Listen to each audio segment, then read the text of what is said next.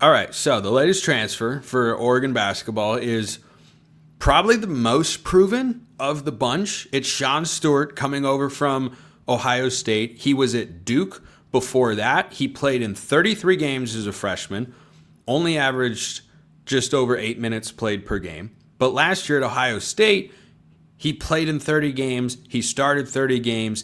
He averaged just under 6 points and just under 6 rebounds a game and just under 1 block per game.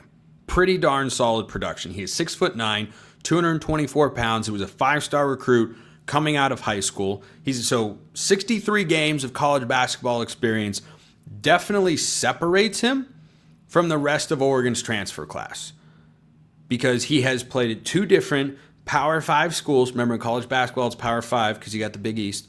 But he's played at 2 different Power 5 schools. And, yeah, he didn't do a ton his freshman year when he was at Duke, 2.5 points and just under 2 rebounds per game. But took a big step forward a year ago production-wise. I don't think he is a starter for the Ducks. I think he is a bench guy. That's fine. I think this move makes a lot of sense. I think Oregon's front court is now set, provided that Nate Bittle comes back. We still haven't heard. The deadline goes on for about another month or so with regards to the NBA draft. I hope we hear before then.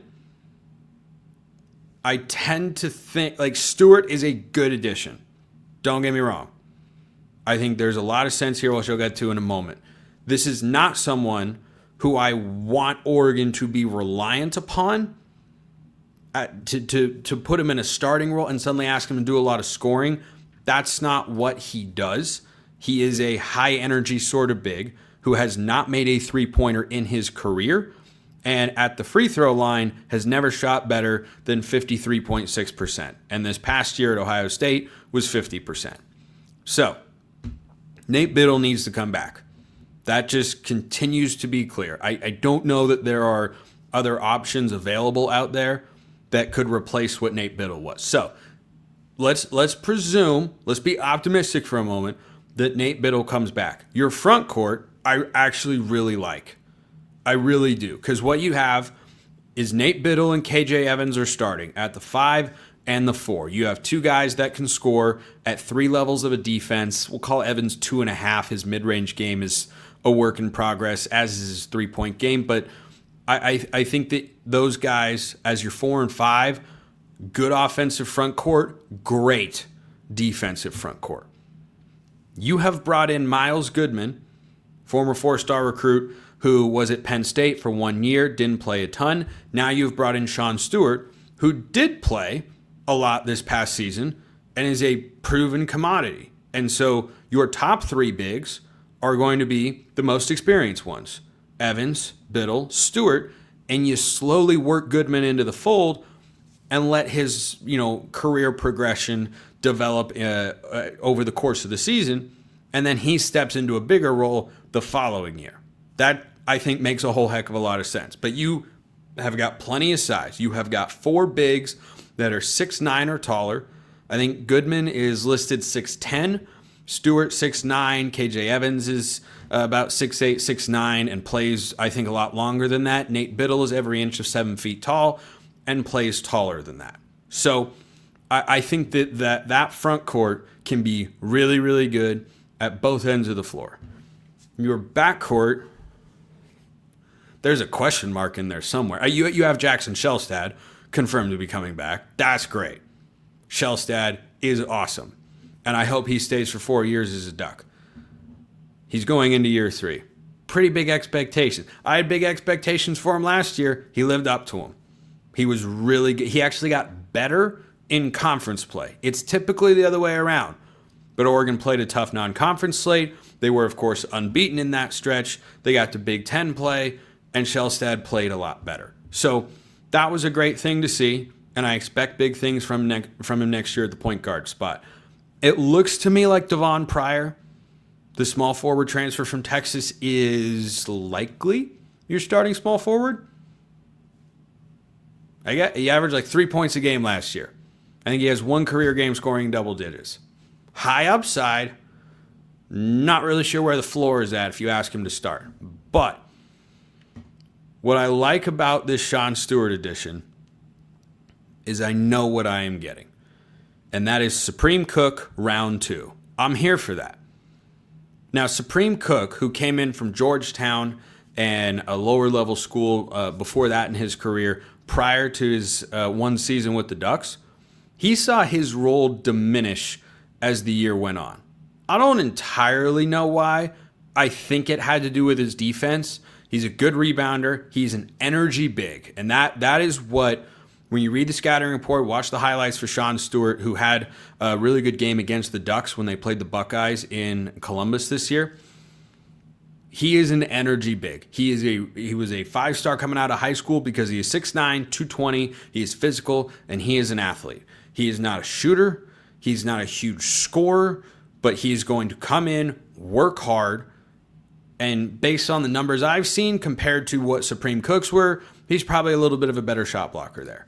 And I think that's why Supreme Cook's minutes faded as the year went on. Dana always tightens up the rotations as the season progresses, but having a clear-cut number 3 big is an important role. And Oregon played 4 bigs last year. Remember, they had Angel and they had Bittle, and then off the bench, they brought KJ Evans, who was basically the starter at the end of the year. He played way more than Angel did.